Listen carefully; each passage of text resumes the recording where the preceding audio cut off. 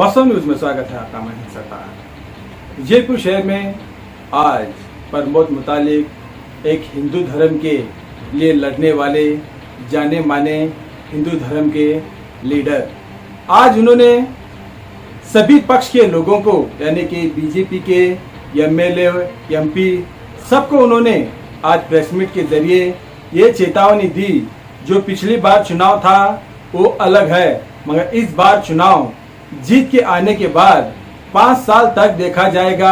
ये कहकर खामोश रहेंगे तो छोड़ेंगे नहीं, ये बीजेपी के एमएलए एमपीओं को कहा गया। हुबली हिंसा में फयाज अपने यहाँ पर खुलेआम कॉलेज के कैंपस में दिन दहाड़े मर्डर किया गया, उस पर भी कहीं बातें सुनाए, ताकि कई सालों से हम यही कहते रहे ताकि हर हिंदू के घर में अपने अपने लड़कियों को परिवार वालों जरा उन पर देख रेख करे, समझौता करे, ताकि बाहर जाने के बाद कुछ गलत सड़प ऐसा कुछ हादसे ना हो जाए। फिर होने बोलने के बाद भी डोंट केयर करने के बाद ऐसे हादसे बहुत सारे होने लगे, ताकि मुसलमानों का यही टारगेट है ताकि हिंदू धर्म के लड़कियों को अपना बनाकर उनको इस्लाम कबूल कराना और अपने इस्लाम को बढ़ाना और जनता को यही धोखा देना। हिंदू धर्म के लड़कियों को उनका एक पेशा बन गया है। प्रेस मीट में उन पर भी आरोप किया। ऐसे बहुत सारे इतने बातें कर गए प्रमोद मुतालिक, उन्हीं की जुबान से सुनाएंगे।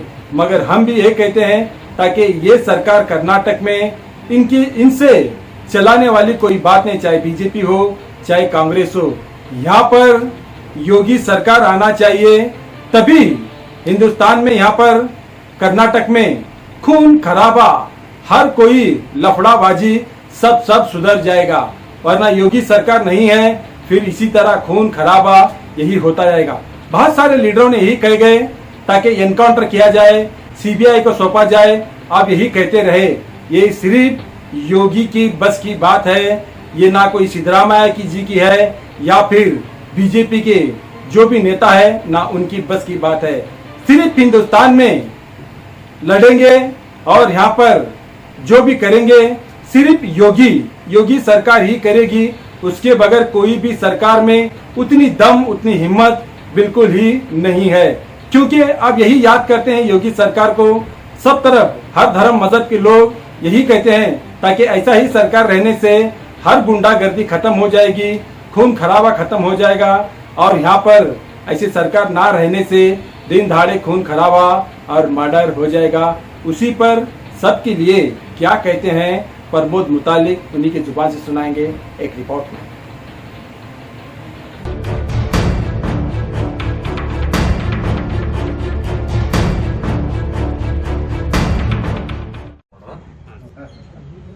ನಮಸ್ಕಾರ। ಇತ್ತೀಚೆಗೆ ಎರಡು ಮೂರು ದಿನದ ಹಿಂದೆ ಹುಬ್ಬಳ್ಳಿ ಒಂದು ಕಾಲೇಜ್ ಕ್ಯಾಂಪಸ್ನಲ್ಲಿ ನಡೆದಂಥ ಹಾಡು ಹಗಲೇ ಕೊಲೆ ಅತ್ಯಂತ ಹೇಯಕರವಾದ ಕ್ರೌರ್ಯದಿಂದ ಕೂಡಿದಂಥ ಈ ಕೊಲೆ ಕಳೆದ 25-30 ವರ್ಷದಿಂದ ನಾವು ಲವ್ ಜಿಹಾದ್ ಸಂಬಂಧಪಟ್ಟಾಗ ಹೇಳ್ತಾನೆ ಇದೀವಿ, ಇದು ಪ್ರೀತಿ ಪ್ರೇಮ ಅಲ್ಲ, ಇದು ಜಿಹಾದ್, ಇದು ಮತಾಂತರಗೋಸ್ಕರ, ಇಸ್ಲಾಂ ಜನಸಂಖ್ಯೆ ಜಾಸ್ತಿ ಮಾಡೋಗೋಸ್ಕರ, ಇದು ವ್ಯವಸ್ಥಿತ ಒಂದು ದೊಡ್ಡ ಜಾಲ ಇದೆ ಅಂತನ್ನುವಂಥದ್ದು ನಾವು ನಿರಂತರವಾಗಿ ಹೇಳ್ತಾ ಬಂದಿದ್ದೀವಿ. ಆದರೂ ಪೋಷಕರ ನಿರ್ಲಕ್ಷ್ಯದಿಂದಲೋ ಅಥವಾ ಹುಡುಗಿಯರ ಬೇರೆ ಬೇರೆ ರೀತಿಯ ಆಕರ್ಷಣೆಯಿಂದಲೋ ಮೇಲಿಂದ ಮೇಲೆ ಈ ರೀತಿ ಘಟನೆಗಳು ಆಗ್ತಾನೆ ಇದ್ದಾವೆ. ನಾವು ಬಹಳ ಎಚ್ಚರಿಕೆಯಿಂದ ಇರಬೇಕು ಅಂತನ್ನುವಂಥದ್ದು ಹಿಂದೂ ಹುಡುಗಿಯರಿಗೆ ಇನ್ನೊಮ್ಮೆ ನಾನು ಬಹಳ ಗಂಭೀರವಾಗಿ ಹೇಳ್ತಾ ಇದ್ದೆ. ಪ್ರೀತಿ ಅನ್ನುವಂಥದ್ದು ಮಾಡಬಾರದು ಅಂತ ನಾನು ಹೇಳ್ತಾ ಇಲ್ಲ. ಆದರೆ ಯಾರ ಜೊತೆಗೆ ಅನ್ನೋದನ್ನ ಮುಖ್ಯ. ಕೇರಳ ಒಂದೇ ರಾಜ್ಯದಲ್ಲಿ 2 ವರ್ಷದಲ್ಲಿ 3,000 ಹುಡುಗಿಯರ ಮತಾಂತರ ಆಗಿದೆ. ಅದರಲ್ಲಿ 1,200 ಹುಡುಗಿಯರು ಕ್ರಿಶ್ಚಿಯನ್. ಇಡೀ ದೇಶದಲ್ಲೂ ಕೂಡ ಈ ರೀತಿಯ ಭಯಾನಕವಾದಂತ ಪ್ರಕ್ರಿಯೆ ನಡೀತಾನೇ ಇದೆ. 2 ವರ್ಷದ ಹಿಂದೆ ಅಪೂರ್ವ ಪುರಾಣಿಕ್ ಅಂತ ಹೇಳಿ ಒಬ್ಬ ಕಂಪ್ಯೂಟರ್ ಸೈನ್ಸ್ ಓದಿದಂತ ಒಬ್ಬ ಹುಡುಗಿ ಆಟೋದಲ್ಲಿ ಹೋಗ್ತಾ ಇರುವಂತ ಸಂದರ್ಭದಲ್ಲಿ ಆ ಆಟೋ ಮುಸ್ಲಿಂ ಒಬ್ಬ ಡ್ರೈವರ್ ಜೊತೆಗೆ ಅವನು ಮದುವೆ ಆಗತ್ತೆ. ಒಂದು ಮಗು ಆದ ಮೇಲೆ ಗೊತ್ತಾಗತ್ತೆ ಅವನಿಗೆ ಇನ್ನೊಂದು ಮೊದಲೇ ಮದುವೆ ಆಗಿತ್ತು ಅಂತ, 3 ಮಕ್ಕಳಿದ್ದಾರೆ ಅಂತ ಗೊತ್ತಾಗತ್ತೆ. ಅವಾಗ ಅವಳು ಡೈವರ್ಸ್ ತಗೊಳಕ್ಕೆ ಹೊರಗೆ ಬರ್ತಾಳ. ಅವಳು ಗದಗ್ ನಗರ ಒಂದೇ ಒಂದು ಅವಕಾಶ ಯಾಕೆ ಇಲ್ಲಿ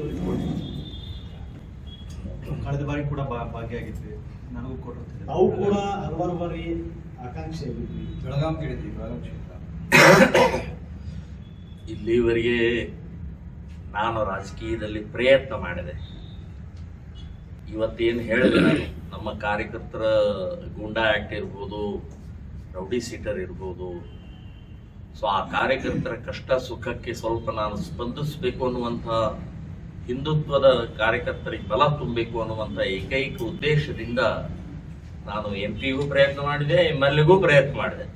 ಆದರೆ ವಿಫಲ ಆದ, ನಾನು ಫೇಲ್ ಆಗಿದ್ದೀನಿ. ನಾನು ಯಾಕೋ ಪ್ರಮೋದ್ ಮುತಾಲಿಕರು ಹೋರಾಟಕ್ಕೆ ಮಾತ್ರ ಇರಲಿ ಅಂತನ್ನುವಂಥದ್ದು ಜನಸಾಮಾನ್ಯರದ್ದು ಅಥವಾ ಈ ಪಕ್ಷದ್ದು ಅಥವಾ ಈ ಪರಿವಾರದ್ದು ಉದ್ದೇಶ ಇದೆ ಗೊತ್ತಿಲ್ಲ. ಆದರೆ ನನಗೆ ಬೇಕು ಅಂತ ಹೇಳಿ ನಾನು ಬಲವಾಗಿ ಎಲ್ಲಾ ರೀತಿಯ ಪ್ರಯತ್ನ ಮಾಡಿದೆ. ಇನ್ನು ಮುಂದಿನ ದಿನಗಳಲ್ಲ ಅಥವಾ ಅವತ್ತಿನಿಂದನೇ ಇನ್ನು ಸಾಕು, ಚುನಾವಣೆ ರಾಜಕೀಯ ಸಾಕು ಮತ್ತು ರಾಜಕೀಯ ಪಕ್ಷಗಳ ಕೆಲಸ ಮಾಡುವಂಥದ್ದು ಸಾಕು ಅಂತನ್ನುವಂಥದ್ದು ನಿರ್ಧಾರ ಮಾಡಿ ನಾನಿದೆ.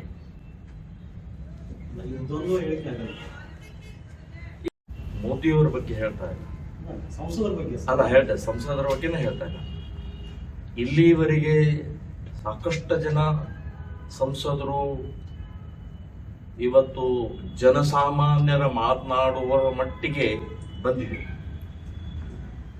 ಯಾವುದು ಆಗಬೇಕು ಅದನ್ನ ಮಾಡ್ತಾ ಇಲ್ಲ, ಪೂರ್ಣ ಏನೂ ಮಾಡಿಲ್ಲ ಅಂತನ್ನೋದು ನಾನು ಹೇಳ್ತಾ ಇಲ್ಲ. ಮಾಡಿರ್ಬೋದು, ಕೇಂದ್ರ ಸರ್ಕಾರದ ಅನುದಾನದ ತಮ್ಮ ಕ್ಷೇತ್ರದಲ್ಲಿ ಬೇರೆ ಬೇರೆ ಕೆಲಸಗಳನ್ನು ಮಾಡಿರ್ಬೋದು. ಆದರೆ ಯಾವುದು ಆಗಬೇಕು ಅದನ್ನು ನಾನು ಅವ್ರ ಮುಂದೆ ಇಡ್ತಾ ಇದ್ದೇನೆ. ಸರ್ಕಾರಿ ಶಾಲೆಗಳನ್ನ ಎಲ್ಲಿ ಬಚಾವ್ ಮಾಡಿದ್ದಾರೆ ಅಂತ ಅನ್ನೋದು ಹೇಳಿ MP ಗಳು ಇಡ್ಲಿ ಸ್ವಲ್ಪ ಮುಂದೆ. ಸರ್ಕಾರಿ ಹಾಸ್ಪಿಟಲ್ಗಳನ್ನ ಹೇಳಿ ಅವರು ಕೇಂದ್ರ ಸರ್ಕಾರನೇ ಒಂದು ರೂಲ್ಸ್ ಮಾಡಬೇಕು. ಅಲ್ಲ, ಅದನ್ನೇ ನಾನು ಹೇಳೋದು, ಇಲ್ಲಿ MP ಗಳ ಒತ್ತಾಯ ಮಾಡಬೇಕದನ್ನ. MP ಗಳು ನೀವು ಬಾಯಿ ಬಿಡಬೇಕು, ಪಾರ್ಲಿಮೆಂಟ್ ಗಳ ಒತ್ತಾಯ ಮಾಡಬೇಕು, ಪ್ರಶ್ನೆ ಕೇಳಬೇಕು. ನಾನು ಅದಕ್ಕೆ ಇನ್ನು ಮುಂದೆ ನೀವು ನನ್ ಮುಗಿತು ಕೆಲಸ, ಇನ್ನು ಮತ್ತೆ ಮುಂದಿನ 5 ವರ್ಷ ಅಂತಲ್ಲ, ನಾವು ಬಿಡಲ್ಲ, ಇನ್ನು ಬಿಡಲ್ಲ. ಇನ್ನು ನಮ್ಮ ಮನೆ ಮುಂದೆ ನಿಮ್ಮ ಧರಣಿ ಕೂತ್ಕೊಳ್ಳೋವ್ರೆ ನಮ್ಮ ಬೇಡಿಕೆ ಇಟ್ಕೊಂಡು ನಿಮ್ಮ ಮನೆ ಮುಂದೆ ಕೂತ್ಕೊಳ್ಳೋ, ಕಚೇರಿ ಮುಂದೆ, DC ಆಫೀಸ್ ಮುಂದೆ ಅಲ್ಲ. ಅವರು ವಿರೋಧ ಪಕ್ಷದ ನಾಯಕನಾಗಿ ಕೆಲಸ ಮಾಡ್ತಾರೆ. ಇಲ್ಲಿವರೆಗೆ ಅದನ್ನೇ ಮಾಡಿದ್ದೀನಿ. ಯಾರದೇ ಏನೇ ತಪ್ಪಿದ್ರು ಕೂಡ ನಾನು ಮುಲಾಜಿಲ್ಲದೆ ಹೇಳ್ತಾ ಬಂದಿದ್ದೀನಿ. ಈಗಲೂ ಅದನ್ನೇ ಹೇಳ್ತಾ ಇದ್ದೀನಿ. 28ಕ್ಕೆ 28 BJP MP ಗಳು ನಿದ್ದೆ ಮಾಡೋಂಗಿಲ್ಲ. ಆದ್ರೆ ನಿಮ್ಮನ್ನೇ ಗೆಲ್ಸೋದು, ನಿಮಗೆ ಓಟ್ ಹಾಕೋದು. ಸರ್ಕಾರಿ ಶಾಲೆ ಮತ್ತು ಸರ್ಕಾರಿ ಆಸ್ಪತ್ರೆಗಳನ್ನ ಸಂಪೂರ್ಣವಾಗಿ ಅಭಿವೃದ್ಧಿಗೊಳಿಸಬೇಕು.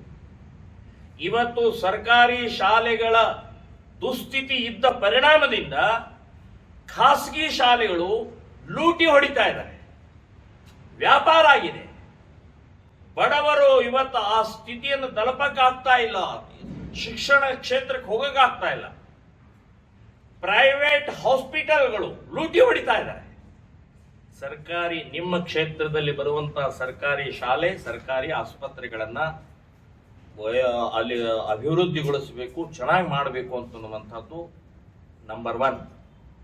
ಇನ್ನು ನಿಮ್ಮ ಕ್ಷೇತ್ರದಲ್ಲಿ ಹಿಂದೂ ಕಾರ್ಯಕರ್ತರು ನಿಮಗೋಸ್ಕರ ಓಡಾಡಿ, ಹಿಂದುತ್ವಗೋಸ್ಕರ ಓಡಾಡಿ ಗೋರಕ್ಷಣೆ ಮಾಡಿರ್ತಾರೆ, ಹಿಂದೂ ಹುಡುಗಿಯರ ರಕ್ಷಣೆ ಮಾಡಿರ್ತಾರೆ, ಮತಾಂತರವನ್ನ ತಡೆಯುವಂತ ಪ್ರಕ್ರಿಯೆಯನ್ನು ಮಾಡಿರ್ತಾರೆ, ಅತಿಕ್ರಮಣ ಆದಂತಹ ಎಲ್ಲೆಲ್ಲಿ ಮಸೀದಿ, ಮದರ್ಸಾ ಅಥವಾ ಇನ್ಯಾವುದೋ ಇದನ್ನ ಕಟ್ಟಡಗಳ ವಿರುದ್ಧ ಹೋರಾಟ ಮಾಡಿರ್ತಾರೆ. ಸೊ ಆ ಹೋರಾಟದಲ್ಲಿ ಕೇಸ್ಗಳನ್ನು ಹಾಕೊಂಡಿದ್ದಾರೆ, ಗೂಂಡಾ ಆಕ್ಟ್ ಅನ್ನ ಹಾಕೊಂಡಿದ್ದಾರೆ, ರೌಡಿ ಸೀಟರ್ಗಳಿದ್ದಾರೆ. ಸೊ ನಿಮ್ಮ ಕ್ಷೇತ್ರದಲ್ಲಿ ಒಬ್ಬೊಬ್ಬ ಯಾವುದೇ ಕಾರ್ಯಕರ್ತರ ಮೇಲೆ ಕೇಸ್ ಇಲ್ಲದೆ, ಗುಂಡಾ ಆಕ್ಟ್ ಇಲ್ಲದೆ, ರೌಡಿ ಸೀಟರ್ ಇಲ್ಲದೆ ಮುಕ್ತಗೊಳಿಸುವಂತಹ ಜವಾಬ್ದಾರಿ ಈ ಕ್ಷೇತ್ರದ ಎಂಪಿದ್ದೇ, ನೀವೇ ಮಾಡಬೇಕದನ್ನು. ಇನ್ನು ಕೊನೆಯದಾಗಿ ನಾನು ಹೇಳೋದು, ಈ ಕ್ಷೇತ್ರದಲ್ಲಿ ವಿಜಯಪುರ ಕ್ಷೇತ್ರದಲ್ಲಿ ವಿಜಯಪುರ ನಗರ ಮತ್ತು ಜಿಲ್ಲೆಯಲ್ಲಿ ಪ್ರಾಚ್ಯ ವಸ್ತು ಇಲಾಖೆಯ ಕಟ್ಟಡಗಳಿವೆ. ನಗರದಲ್ಲೇ 82 ಕಟ್ಟಡಗಳಿದಾವೆ. ಅದರಲ್ಲಿ 30 ಕಟ್ಟಡಗಳು ಮುಸ್ಲಿಮರು ಅತಿಕ್ರಮಣ ಮಾಡ್ಕೊಂಡ್ಬಿಟ್ಟಿದ್ದಾರೆ, ಪೂರ್ಣ ಮಸೀದಿ ಮಾಡ್ಕೊಂಡ್ಬಿಟ್ಟಿದ್ದಾರೆ, ವಕ್ಫ್ ಬೋರ್ಡ್ಗೆ ಸೇರಿಸ್ಕೊಂಡ್ಬಿಟ್ಟಿದ್ದಾರೆ. ಹೀಗೆ ಅನೇಕ ಎಲ್ಲವನ್ನು ಬೋರ್ಡ್ ಇದೆ ಎದುರುಗಡೆಗೆ. ಇದು ಆರ್ಕಿಯಾಲಜಿಕಲ್ ಡಿಪಾರ್ಟ್ಮೆಂಟಿನ ಕಟ್ಟಡ, ಇದನ್ನ ಮುಟ್ಟಬಾರದು, ಇದನ್ನ ರಿಪೇರಿ ಮಾಡಬಾರದು ಅಂತನ್ನುವಂತ ಇದ್ದಾಗಲೂ ಕೂಡ ಹಿಂದೆ ಮಸೀದಿ ಆಗಿದೆ. ಪ್ರಾಚ್ಯ ವಸ್ತು ಇಲಾಖೆಯವರೇನು ಕತ್ತೆ ಕಾಡ್ತಾ ಇದ್ದಾರಾ? MP ಅವರಿಗೆ ನಿಮಗೆ ಕಾಣಿಸ್ತಾ ಇಲ್ವಾ ಇದು? ಸೊ ನಾನು ಹೇಳ್ತೇನೆ, ನೀವು ಗೆದ್ದ ನಂತರ ಈ 30 ಅತಿಕ್ರಮಣ ಆದಂತ ಏನು ಒಂದು ಪ್ರಾಚ್ಯ ವಸ್ತು ಕಟ್ಟಡಗಳಿದಾವೆ, ಅದನ್ನು ವಾಪಸ್ ಪಡೆಯುವವರೆಗೆ ನಿಮ್ಮ ಮನೆ ಮುಂದೆ ಧರಣಿ ಮಾಡ್ತೀವಿ ಅಂತನ್ನುವಂತ ಎಚ್ಚರಿಕೆ ಕೊಡ್ತಾ ಇದ್ದೀನಿ. ಸೊ ಇದನ್ನ ಪಾಲಿಸಬೇಕು, ಮಾಡಬೇಕು ಅಂತನ್ನುವಂಥದ್ದು ಆಗ್ರಹವನ್ನ, ಕರಾರ್ ಪತ್ರವನ್ನ ನಾವು 28 ಕರ್ನಾಟಕದ ಎಂಪಿಗಳಿಗೆ, ಬಿಜೆಪಿ ಎಂಪಿಗಳಿಗೆ ನಾವು ಕೊಡ್ತಾ ಇದ್ದೀವಿ. ವ್ಯಾಪಾರ ಬಂದ್ ಮಾಡಿ ಪ್ರತಿಭಟನೆಯನ್ನ ಮಾಡಿದ್ದಾರೆ, ನೇಹಾನ ಪರವಾಗಿ ಮಾಡಿದ್ದಾರೆ. ನಾನು ಹೇಳೋದು, ಈ ನಾಟಕ ನಿಲ್ಲಿಸಿ. ನೀವು ಅಂಜುಮನ್ ಇಸ್ಲಾಂನವರು ಮುಸ್ಲಿಮರ ನಿಮ್ಮ ಕಣ್ಣೀರು ಇದು ನಾಟಕ, ಇದು ಮೊಸಳೆ ಕಣ್ಣೀರು ನಿಲ್ಲಿಸಿ ಮೊದಲು ನಿಮಗೆ ಯುವಕರನ್ನ ಹದ್ದು ಬಸ್ನಲ್ಲಿ ಇಡುವಂತಹ ಪ್ರಕ್ರಿಯೆಯನ್ನು ನೀವು ಮಾಡಬೇಕು ಅನ್ನುವಂಥದ್ದು ಮೊದಲೇದು ನಾನು ಹೇಳ್ತಾ ಇದ್ದೀನಿ. ಇನ್ನು ಇಸ್ಲಾಮಿನಲ್ಲಿ ಆ ಕ್ರೌರ್ಯದ ಭಾಗವನ್ನ ನೀವು ಮದರ್ಸಾದಲ್ಲಿ ಕಲಿಸಿಕೊಡೋದನ್ನ ನಿಲ್ಲಿಸಬೇಕದನ್ನು. ಮದರ್ಸಾದಲ್ಲೇ ಅಲ್ಲಿ ಅರದು ಕುಡಿಸ್ತಾ ಇದ್ದಾರೆ ಅದನ್ನು ನೀವು, ಇಸ್ಲಾಮಿನ ಕ್ರೌರ್ಯದ ಭಾಗವನ್ನ. ಇನ್ನೊಂದು ನಾನು ಹೇಳ್ತಾ ಇದ್ದೀನಿ, ಇಷ್ಟೆಲ್ಲ ನೀವು ಪ್ರತಿಭಟನೆ ನಿಜವಾಗಿಯೂ ಪ್ರಾಮಾಣಿಕವಾಗಿದ್ದಿದ್ರೆ ಅವರ ಕುಟುಂಬಕ್ಕೆ ಬಹಿಷ್ಕಾರ ಹಾಕಿ ಫತ್ವಾ ಹೊರಡಿಸಿ. ಯಾಕೆ ಇನ್ನೂವರೆಗೆ ಫತ್ವಾ ಬಗ್ಗೆ ಮಾತಾಡೋದಿಲ್ಲ? ಫತ್ವಾ ಹೊರಡಿಸುವಂತ ಪ್ರಕ್ರಿಯೆ ಯಾಕೆ ಮಾಡೋದಿಲ್ಲ ನೀವು? ಅಂದ್ರೆ ನಿಮ್ಮ ಹೊರನೋಟದಲ್ಲಿ ಇವತ್ತು ಕಾಂಗ್ರೆಸ್ಸಿನ ಕಾರ್ಪೊರೇಟರ್ ಮಗಳು ಇದ್ದಿದ್ರಿಂದ ಇದು ಕಾಂಗ್ರೆಸ್ಗೆ ರಿವರ್ಸ್ ಹೊಡಿತಾ ಇದೆ ಮತ್ತು ಇಸ್ಲಾಂ ಸಮಾಜದ ಮೇಲೆ ಬಹಳ ದೊಡ್ಡ ಪ್ರಮಾಣದಲ್ಲಿ ಆಕ್ರೋಶ ಹೇಳ್ತಾ ಇದೆ. ಸೊ ಹಾಗಾಗಿ ಈ ನಾಟಕವನ್ನು ಮಾಡ್ತಾ ಇದ್ದೀರಿ ಅಂತನ್ನುವಂಥದ್ದು ನಾನು ಹೇಳ್ತಾ ಇದ್ದೀನಿ. ಆ ಫಯಾಜನ ಮನೆಯ ಧ್ವಂಸ ಮಾಡಿ, ನಿಮಗೆ ನಿಜವಾಗಿಯೂ ಆ ಮಹಿಳೆಯ ಕೊಲೆಯ ಬಗ್ಗೆ ಕಳಕಳಿ ಇದ್ರೆ, ವೇದನೆ ಇದ್ರೆ, ನೋವಿದ್ರೆ ಆ ಮನೆ, ಅವರ ಫಯಾಜನ ಮನೆ ಕಿತ್ತು ಬಿಸಾಕಿ, ಸುಟ್ಟಾಕಿ, ಬಹಿಷ್ಕಾರ ಮಾಡಿ, ಫತ್ವಾ ಹೊರಡಿಸಿ. ಅದು ಬಿಟ್ಟು ಉಳಿದೆಲ್ಲ ನಾಟಕ ಮಾಡುವಂತಹದ್ದು ಬಿಡಬೇಕು. ಇನ್ನೊಂದು, ಈ ಅಂಜುಮನ್ ಇಸ್ಲಾಂನವರು ನೇಹಾದ ಪ್ರಕರಣದ ಸಂಬಂಧಪಟ್ಟಾಗ ಮಾತ್ರ ನಿಮ್ಮ ಕಣ್ಣೀರು ಯಾಕೆ? ಹಿಂದೆ DG-ಹಳ್ಳಿ, KG-ಹಳ್ಳಿ ಒಳಗೆ ಪೊಲೀಸ್ ಸ್ಟೇಷನ್ ಸುಟ್ಟು ಹಾಕಿದ್ರು, ಪೊಲೀಸರನ್ನ ಅಟ್ಟಾಡಿಸಿ ಓಡಾಡಿಸಿ ಹೊಡೆದ್ರು. ಹುಬ್ಬಳ್ಳಿಯಲ್ಲಿ ಗಲಾಟೆ ಆಯ್ತು. ಪ್ರವೀಣ್ ನೆಟ್ಟಾರ್, ಪರೇಶ್ ಮೇಸ್ತಾ, ಹರ್ಷ, ಇಂಥವ್ರು ಎಷ್ಟು ಜನರು ಕೊಲೆ ಆದಾಗ ಯಾಕೆ ನೀವು ಮಾತಾಡ್ಲಿಲ್ಲ? ಯಾಕೆ ಅವಾಗ ಯಾಕೆ ಮಾತಾಡ್ಲಿಲ್ಲ? ಅವಾಗ ಯಾಕೆ ಬಂದು ಕಾಲ್ ಕೊಡ್ಲಿಲ್ಲ ನೀವು? ಸೊ ಈಗ ಕಾರ್ಪೊರೇಷನ್ ಒಬ್ಬ ಕಾಂಗ್ರೆಸ್ಸಿನ ಕಾರ್ಪೊರೇಟರ್ ಮಗಳ ಆದ ತಕ್ಷಣನೇ ಜಾಗೃತಿ ಆಯ್ತು ನಿಮಗೆ. ಸೊ ಅಂಜುಮನ್ ಇಸ್ಲಾಂನವರೇ, ಈ ನಾಟಕ ನಿಲ್ಲಿಸಬೇಕು. ನೀವು ನಿಜವಾಗಿ ಕಳಕಳಿ ಇದ್ರೆ ಆ ಕುಟುಂಬವನ್ನ ಬಹಿಷ್ಕಾರ ಹಾಕಬೇಕು, ಫತ್ವಾ ಹೊರಡಿಸಬೇಕು ಅಂತನ್ನುವಂಥದ್ದು ಈ ಸಂದರ್ಭದಲ್ಲಿ ಹೇಳ್ತಾ ಇದ್ದೀನಿ.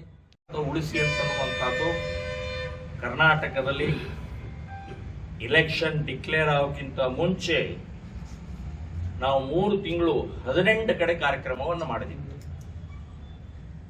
ಈಗ 28 ಎಂಪಿಗಳಿಗೆ ಒಂದು ಮನವಿಯನ್ನು ಕೊಡ್ತಾ ಇದೀವಿ. ಕಂಡೀಷನ್ ಹಾಕಿ ಮನವಿ ಕೊಡ್ತಾ ಇದೀವಿ. ಕರಾರಬದ್ಧವಾದಂತಹ ಒಂದು ಮನವಿಯನ್ನು ಕೊಡ್ತಾ ಇದೀವಿ. ನಿಮಗೆ ಓಟ್ ಹಾಕೋದು, ನಿಮಗೆ ಗೆಲ್ಸೋದು, ಮೋದಿ ಹೆಸರಿನಲ್ಲಿ ನೀವು ಗೆಲ್ತೀರಿ. ಗೆದ್ದ ನಂತರ ನಿದ್ದೆ ಮಾಡಂಗಿಲ್ಲ. ಇನ್ನು ಮುಗಿದು ನಮ್ಮ ಕೆಲಸ ಮತ್ತೆ ಮೋದಿನೇ ಬರಬೇಕು ಅಂತನ್ನುವಂತ ಮಾನಸಿಕತೆ ಇದೆಯಲ್ಲ, ಇದು ಬಹಳ ಕೆಟ್ಟ ಮಾನಸಿಕತೆ ನೀವು ಡೆವಲಪ್ ಮಾಡ್ಕೊಂಡ್ಬಿಟ್ಟಿದ್ದಾರೆ. ಇನ್ನು ಮೇಲೆ ನಾವು ನಿದ್ದೆ ಮಾಡಿಸ್ಕೊಡುದಿಲ್ಲ. ನಾವು ನಿಮಗೆ ಮತ ಹಾಕೋದು, ನಿಮ್ಮನ್ನೇ ಗೆಲ್ಸೋದು. ಆದರೆ 5 ವರ್ಷ ಕ್ರಿಯಾಶೀಲರಾಗಿರಬೇಕು. 5 ವರ್ಷ ನಿಮ್ಮ ಕ್ಷೇತ್ರದಲ್ಲಿ ಸಂಪೂರ್ಣವಾಗಿ ಎಲ್ಲ ಮತದಾರರಿಗೆ ಕೈ ಸಿಗುವಾಗ ಆಗ್ಬೇಕು. 24 ಗಂಟೆ ನಿಮ್ಮ ಫೋನ್ ಆನ್ ಇರಬೇಕು. ನಿಮ್ಮ ಕಚೇರಿ ಯಾವಾಗಲೂ ಕೂಡ ಸಕ್ರಿಯವಾಗಿರಬೇಕು ಅಂತನ್ನುವಂತಹ ಎಚ್ಚರಿಕೆಯನ್ನು ಕೊಡ್ತಾ ಇದ್ದೇನೆ. ಅದಕ್ಕೆ ಪಾರ್ಲಿಮೆಂಟ್ ನಲ್ಲಿ ನೀವು ಕೆಲವೊಂದು ವಿಷಯಗಳನ್ನ ಒತ್ತಾಯ ಮಾಡಬೇಕು, ಪ್ರಶ್ನೆ ಕೇಳಬೇಕು, ಆಗ್ರಹ ಮಾಡಬೇಕು. ಒಂದು, ಸಮಾನ ನಾಗರಿಕ ಕಾನೂನು ಜಾರಿಯಾಗಬೇಕು. ಜನಸಂಖ್ಯಾ ನಿಯಂತ್ರಣ ಕಾನೂನು ಜಾರಿಯಾಗಬೇಕು. ವಕ್ಫ್ ಬೋರ್ಡ್ ರದ್ದಾಗಬೇಕು. ಸಂಪೂರ್ಣ ಗೋಹತ್ಯ ನಿಷೇಧ ಆಗಬೇಕು. ಗೋವನ್ನ ರಾಷ್ಟ್ರೀಯ ಪ್ರಾಣಿಯಾಗಿ ಘೋಷಣೆ ಮಾಡಬೇಕು. ಮುಜರಾಯಿ ಇಲಾಖೆಯಲ್ಲಿ ಬರುವಂತಹ ದೇವಸ್ಥಾನಗಳ ಆದಾಯ ಸರ್ಕಾರ ಒಂದೇ ₹1 ಕೂಡ ಮುಟ್ಟದೆ ಇಡೀ ಆ ಕೋಟ್ಯಾಂತರ ಹಣವನ್ನ ಹಿಂದೂ ದೇವಾಲಯಗಳಿಗೆ, ದೇವಾಲಯದ ಅಭಿವೃದ್ಧಿಗಳಿಗೆ, ಆಧ್ಯಾತ್ಮಿಕ ಮಾತ್ರ ಉಪಯೋಗಿಸಬೇಕು. ಇನ್ನು ಅತಿಕ್ರಮಣವಾಗಿ ದರ್ಗಾಗಳ, ಮಸೀದಿಗಳ, ಚರ್ಚ್ಗಳನ್ನ, ದೇವಸ್ಥಾನಗಳನ್ನ ಕಟ್ಟಿದ್ದನ್ನ ಮುಲಾಜಿಲ್ಲದೆ ತೆಗೆದು ಹಾಕಬೇಕು. ಸೊ ಇಷ್ಟು ಪಾರ್ಲಿಮೆಂಟ್ ನಲ್ಲಿ ಒತ್ತಾಯ ಮಾಡಬೇಕು. ಪಾರ್ಲಿಮೆಂಟ್ ನಲ್ಲಿ ಕೂಡಲೇ ಜಾರಿ ಆಗೋ ಹಾಗೆ ಮಾಡಬೇಕು ಅನ್ನುವಂಥದ್ದು. ಇನ್ನು ಕ್ಷೇತ್ರದಲ್ಲಿ